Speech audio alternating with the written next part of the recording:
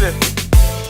You niggas run to IG for inspiration, cause your immediate circle ain't good for shit but hating. How you hustling just to get complacent? We never settle. Run these bitches, then we pick replacements. About my money, niggas. We back. Bars. With another episode of Bars. The Blends and Rab. Hey, so Brownie and Rab or Blends and Rab? Which one got a better ring to it? Whichever one they know you by. Shit, they be calling me. I'm known by Brownie, but everybody be calling me Blends now. I don't even cut it. I barely cut. I might cut 1-2 hairs a week. Niggas still calling me Blends. Damn. That shit crazy, right? Yeah, that is crazy. It's crazy that they was calling you Blends, period, when we just heard them stories about you pushing niggas linebacker. Don't listen to Wood. Wood gonna greet you talking shit. Right. That's how he get out, bro. That's fact. Man, but what's good, though? Hey, I'm excited about the show we got today, man. Me too, bro. Very excited. I'm very excited. I'm excited because it's like, you know, I manifested this. When I saw this brother going viral, I said, damn, we got to talk about this because the last black athlete that was either on the court or the field that I saw involved in NASCAR was Larry Nance. Not Larry Nance. What's my man's name? Brad Daugherty. Brad Daugherty, but he's a commentator, right? Did he ever have a car? I don't know if he ever drove or had a car, but Brad Daugherty, I do know, is involved with NASCAR. This is an interesting story because this ain't even from behind the wheel. This is would a pit crew be considered? First of all, who we got on the show? First, let's introduce my dog. We got Marshall McFadden. Come on, former Oakland Raider, former Pittsburgh Steeler. Yeah. NFL linebacker, transition to NASCAR. Man. Come on, man. You know what I mean, bro? Yes, sir. That's what they're trending to. Yeah. You know, these NASCAR teams, man, going to get these high level performance athletes, bro. Obviously, when we out there on the track, just to perform at a high level, because we're doing impossible tasks. You talking about changing 4 tires and a full tank of fuel in 8 seconds, bro. That's impossible. But hold up, before we get into that, is the pit crew guys? Are you guys considered behind the scene guys, or because it looked like y'all rock stars too? Like everybody be wild about what the pit crew be doing. I think that when people actually come to a race, you know, and they everybody already know the drivers, right? Because that's the reason why they're at the race anyway. Right. But when they come and they see 6'4" guys, 230, you know, look like linebackers, they be wild about the fact of what they see. But not only that, so when the race actually starts, and when the cars come in and they see 5 guys go over the wall and do this impossible task, I just think they're amazed by that. And then you're starting to hear the rumbles because now more and more people starting to understand what a pit crew guy is. Obviously, I saw that clip that went viral. Right. And it caught wildfire and everybody was amazed by it. Yeah. And then me just... you guys being in unison like that, like it's just like calling a play. Yeah. Or, you know, in any other sport, when you got to jump that wall, the fuel guy got to watch out for you. And everybody got to know where everybody going to be at all times. That choreography, bro. Yeah. That's what we put in the work during the week. Because we got a crew chief say, hey, the car can come in. Hey, I need adjustment. I need X, Y, and Z. And we got to go out there and do that to the T. Yeah. Think about NASCAR as a pit crew guy, is no room for error. You got no time for no mistakes. Everything has to be right on par. Because if it's not, it's going to be a bad stop. You're going to lose spots on pit road. And that can cost you your job. Because you can go from 2 to fucking 14 quick, right? Real quick. It's so much meat on the bone of this interview that we got. Because I want to know. I remember you, my dog, but I remember you playing football. Yeah. And so, were you already being on a NASCAR pit crew already kind of a thing? Bro, I ain't had a clue. I ain't never been to a race, didn't know anything about NASCAR, just like a lot of brothers that don't know about it. Right. You know, they don't know. And even during that time when I got on, it wasn't like we was getting that type of exposure anyway. You know what I mean? You start to see more exposure now, you know, obviously through what going viral and other guys doing other stuff. So now you're really starting to see it. But back then, I ain't had a clue, bro. Right. You'd have asked me when I was here with Oakland, hey, Marshall, what you planning on doing after football, bro? I wouldn't have had nothing for you, bro. A coach or, something like that, I wouldn't have had nothing for you. So how did this, and make sure I don't interfere, you got any, because I know you got these on deck. No. So I don't want to get ahead of ourselves here. Well, because we at NASCAR, but it's a lot more to him than that, right? Sure. So well, all our stories, right? Yeah, But taking it back to South Carolina, right? Country boy. Grew up with a single mom. Yeah. And what was that like? Man, survival. You know, that just, I mean, anytime when you come up in poverty, it's survival. You know what I mean? Who I'm gonna run to get? Who I'm gonna run to? I'm gonna run to go and get me. You know what I mean? You know, so it's survival. So I took those tools, my surviving tools, to find a passion or something that brought me joy. I knew I didn't have the money. I knew we didn't have the clothes. I knew I ain't have the car. So what I did is found that passion in something else that gave me joy, that gave me a good feeling. Because I know on Christmas, I'm going to wake up and I ain't going to have nothing. Right. You know what I'm saying? I know that feeling all too well, but let me find something that's going to bring me joy. Right. I didn't know it at the time, but football was my outlet. You know, and everything that I've been through and everything that I went through, you know, my struggles gave me that passion to perform not only at a regular level, but to perform at a high level. And that's what made my story a little unique because I think, and for me, I didn't have all the attributes these 6'5" guys have, running a 4.4. I just had to work, bro. And that's all I knew was grind. And that got me. And for all y'all guys out there, man, because somebody better than you right now, that don't mean that they're going to be better than you at the end. Facts. Put that work in. Facts. And I promise you, man, you'll be surprised what you can do. So who was it that actually, was it your mom that actually pushed you? Was she? Man, I'm going to be honest with you, be 100% honest with you, man. I pushed myself, bro. You know what I mean? Because I come from a family, ain't nobody never done anything. Nobody. She didn't know what that looked like. Right. She didn't know, like, I'm going to push him, he going to be an NFL. Bro, I ain't know that I was going to make it to the NFL until I went to college. And I had the Pittsburgh Steelers scout, Mr. Rooney, still have a relationship to this day. He came out there. I was in the cast. Hurt, right? I was in the cast. I was hurt. Yeah. I was in the cast. He came out that day and I was, you know, everybody knowing Scott's come, they got their hat on and it was still issue stuff. So everybody kind of peeping around. And dude walked up to me. He was like, "How you doing?" I said, "I'm Dan Rooney." I was like, "Marsh McFadden." He was like, "Man, you ain't even practicing today. I come here just to see you." I was like, "What?" Yeah. What? Yeah. South Carolina State? Like what? Right. I never had that vision. The only thing I knew was to go and work hard. Right. And that got me to have a conversation with him.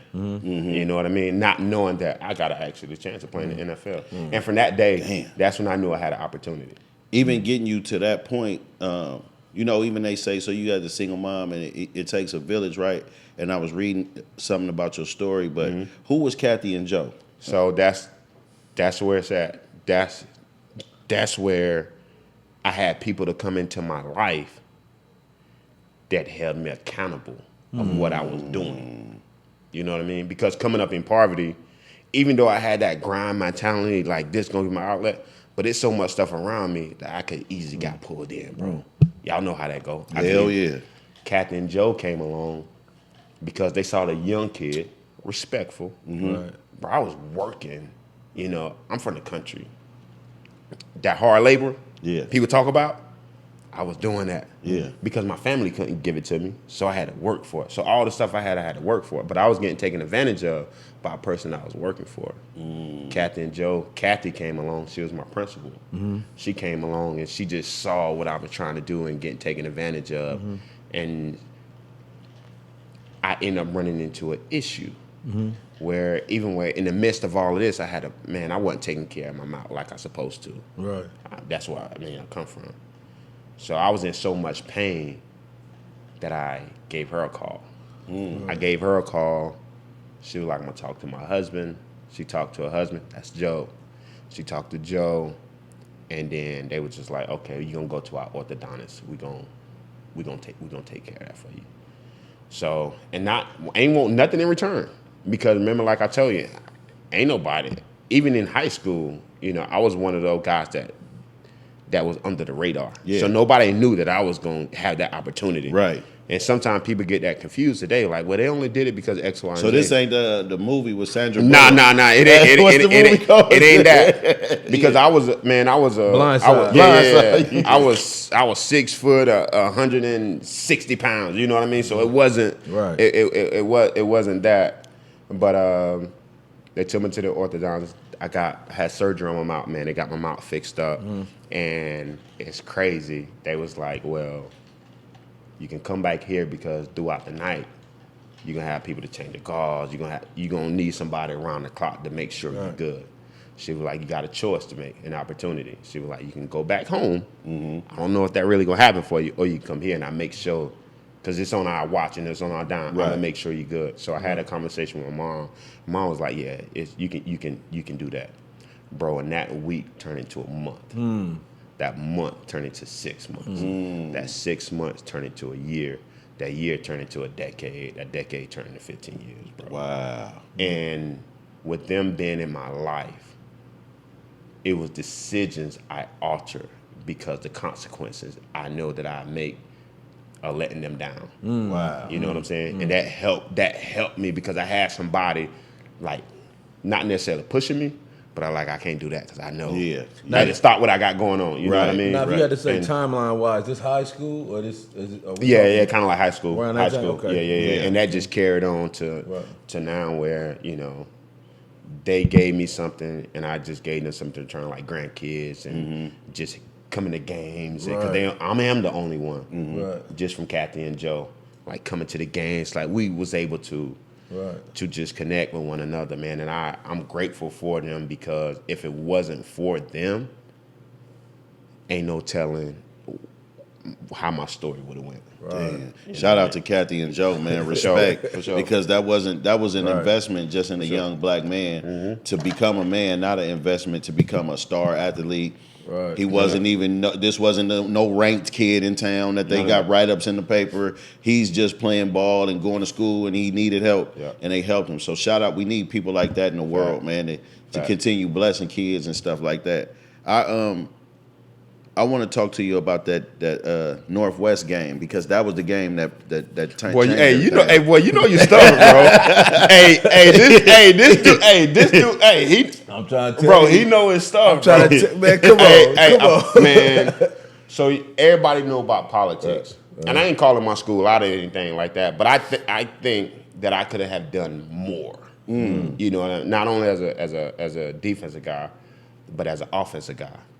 But, you know, from a 1A school, only 2 guys can make it to the North-South, the All-Star game. So it was our quarterback and it was me that made it, that I'm grateful for. So I went to this North-South game being a pretty good player. I didn't became a decent player in Lamar, but not no rank kid or anything like that. Like, like it's 1A. We got 20 people on the whole team. You know what I mean?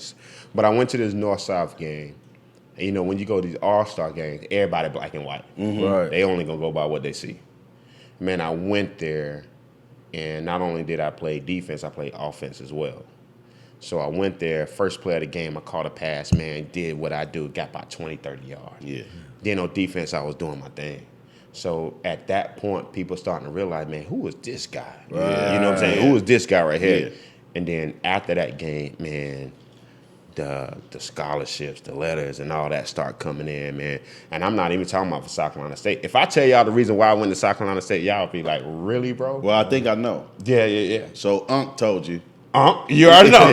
I was like, what about Al State? He was like, bro, it's cold up there, bro. You in the mountains, bro. You want to... And he didn't really believe. He like, you ain't going to that, Go right down the street. Hey, that's... Bro. Right. Hey, man. I'm gonna take a drink to that, bro. That's excellent homework. Excellent. That's excellent. Bro, Cheers, man. Hey, for sure.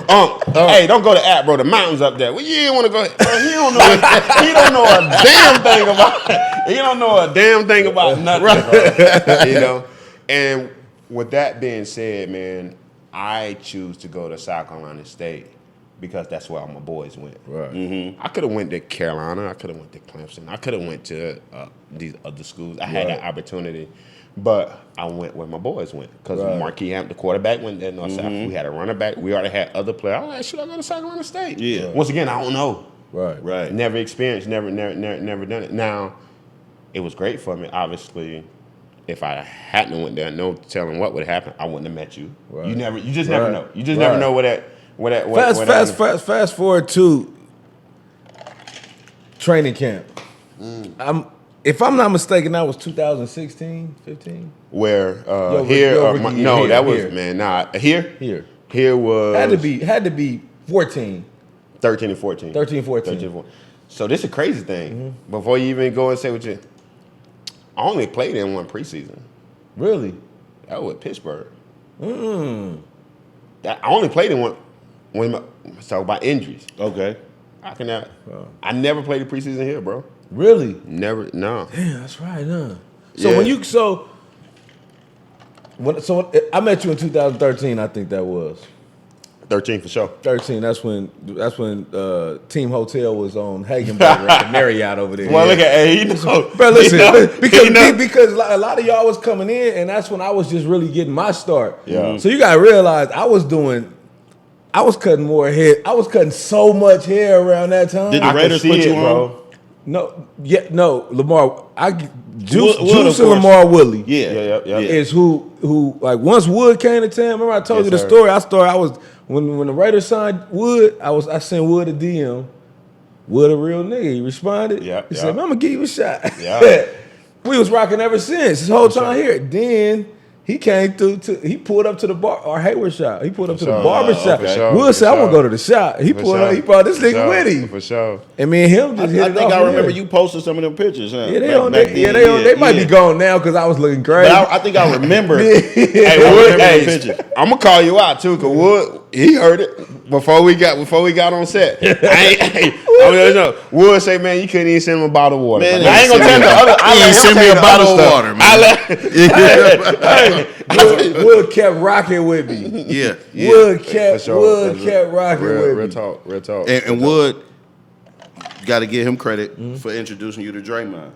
Yes, Wood introduced me to the rest was history. Yep. But I'm just saying, if we go back to training camp, Wait, but before I let you go to training camp, we got to say this because we don't never give each other credit for this. None of these relationships could have kept going if y'all wasn't good dudes. That's facts. Right. Yeah, That's yeah. That's So I just facts. wanna say at the end of it all. real. Yeah, at the end of it all. At the end- So at the- you can introduce whoever you want to introduce whoever to who. At the- It at don't the- mean that it's sure. gonna go like it need to go. And Wood could talk all the shit that he want, right? It don't last unless you doing what you need to do. Right. on, Facts. come on, come on. You know what I'm saying? So I just we- wanted to throw that out we there take- because some people think you can get introduced and that's just it. Nah, You gotta take care of business. You got to take care of Yeah, business. you gotta man. take care of business. Man, Wood came through and changed a lot because when Wood came through, I never been to a Warriors game, and I already had played with Oakland for a year. You know what I'm saying? I never been to an Oakland game Right. and all that. Wood did, change that friendship and, Right. it just went to another level. Yeah, I would say that. Bro. Wood actually gave a fuck. Wood actually told me to pull up because he already knew that. So he told me to pull up to the crib. He was living in for Sano over there in Pleasanton, and I pulled up. That's when I introduced me. Wood had an old school in the garage, Chevelle, wasn't it? Yeah. I went, Damn. I went in there. I went in the garage and was helping Wood work on this Chevelle shit because I'm a Chevelle nigga. Right. But he couldn't get that motherfucker started. I think I went in there and got that Did you got motherfucker it right? started. I Did got you it got it started right for him. Yeah, and shit. yeah. But anyway, he linked me up with that, and the rest was history. But it was parallels between all of these dudes. All these dudes is just, you know what I'm saying? Yeah. Solid. The vibe was this, and the vibe was great. Everybody clicked, and we just kind of kept it going. But I didn't want to throw you off from the training camp. Go back to that. I want you. Training camp. That was the time. I think when you talk grind for me, I never saw nothing like it. I felt like I had been grinding my whole life, and I know what these dudes been doing, but I would be in there, man. It was this shit. I'm positive this nigga selling insurance that was like that. Never even made it close to the field in there, bro. Right. I'm in there. Yeah, Nico Thorpe. Yep, shit. Nico. Grinder. Grinder. I'm in there all day, and as soon as I think I'm finna leave, it's another nigga just you know what I'm saying. You gotta because you gotta realize it's 52 people make the roster, right? Yeah. But 53 people make, but it's 100 or something motherfuckers that be Man. trying to make. So I'm getting all these niggas, you know what I'm saying? yeah. And everybody ain't got a check yet. Right, You know what I'm saying? right. So I'm not. And in he there. gonna take his time now. Right, He ain't gonna rush. Right. So I was in that. I would show up there, and Wood started this shit. I would show up there early morning, and shit. Sometimes I didn't get out of that motherfucker till late, bro, because it was just nonstop. And then it kind of bled over to, okay, now the season start. So now we got all the everybody on the roster. And it just kind of kept going from there. And then it was just kind of the rest was history. So I just became a staple in that locker room. That was life-changing. It was life-changing. It started with Wood. Yeah. You know what I'm saying? Yeah. Did you ever knew that it would get to that though? Obviously you like to cut hair. Right. But you know, like you told me, did you ever know that it was gonna get to where you at now, bro? Hell no, because I just knew it was something in me, even when I went back, because I always knew how to cut hair, but it's just something in me that I just always just hated, like, mediocrity. Yeah. I just don't want to be average or blend in and shit. So I was like, okay, if I'm going to go back, if I'm going to start cutting hair, because I started cutting hair back, I used to cut hair in high school, but I started cutting hair again when money got tight. I was like, man, let me turn these clippers on. Let me hustle some bread. Yeah. And then I was like, shit, this shit actually working. Let me go. But I was like, but if I'm going to do it, I don't just want to be. I'm gonna do it. Like, let me be. I'm gonna do How it. can I take this shit? Because we didn't have no examples in the hood. Right. We had niggas who, you know what I'm saying, niggas fresh out, Right. can't really get a job, so you start cutting and you start doing shit. Niggas wasn't really running the, like, Yeah. I had no, if I had knew, bro, trust me, if I knew in high school that you could make the type of money that niggas is making barbering, I would have did that fresh out of school. Yeah. For sure. Niggas doing yeah, for $100 an hour right now. I would have did that, but we had no examples. I didn't grow up around. I grew up around a lot of niggas who could cut hair really good, but I never grew up around niggas who actually like loved it, understood the business of it. You know what I'm saying? So it was no examples. Right. You know what I'm saying? And then so I started to like I want to be great. So that's when I be like, man, I don't just want to be in here behind the chair. I'm getting bored already. I'm a Sagittarius, so I'm just curious. You know, Sagittarius, but it's me and Jay-Z and Jesus. You know what I'm saying? So I was like, man, how can we be great? Start sending out messages. Had a couple bites.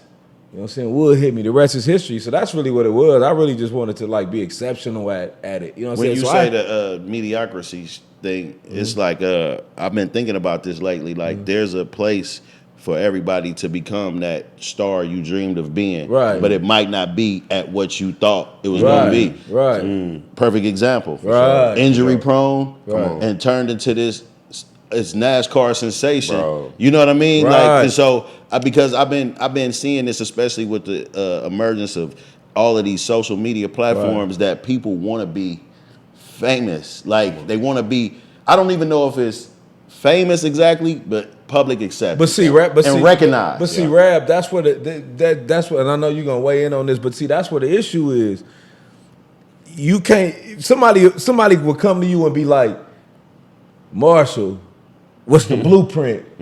You damn near don't even know how you got there. No, It's a lot of Because if we didn't just talk about Kathy and Joe, this shit might not even happen. It's a lot of Fact. intangible shit, and I've been speaking so high. We talked about this Speak, on bro. we've Speak, been bro. talking about this on the last interview, and just the power of showing up. Man. Like sometimes, so when people be like, work hard. Well, okay, if working hard was the key to success, then some of our lot of farm people laborers would- and people like that would be the wealthiest people.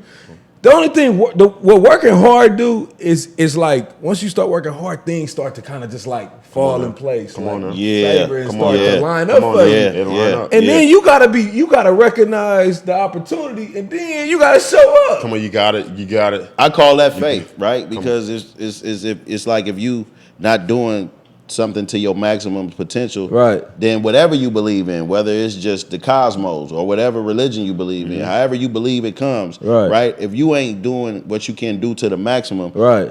the environment ain't gonna bless you. It ain't gonna Right. happen. You know what I mean? Right. You just sitting on your ass doing nothing. It ain't Right. what's supposed to happen. Bro, it was times where my phone would ring at it'd be a holiday, it'd be 11 o'clock at night, and they got something going on, and it's like I want to do what everybody else do, lay in bed, but then I was like, I'm out. Yeah. I gotta go. I sacrificed whatever I had to. And then because of doing shit like that, like other just things just started to. I couldn't even. If a nigga asked me the blueprint on how You couldn't. it was some of my curiosity, but some of it was, I guess it was favor, and then some of it was just me just showing up. Shit. You niggas run to IG for inspiration, cause your immediate circle ain't good for shit but hating. How you hustling just to get complacent? We never settle. Run these bitches, then we pick replacements. About my money, niggas more concerned with getting famous and putting fake jewelry on layaway and missing payments.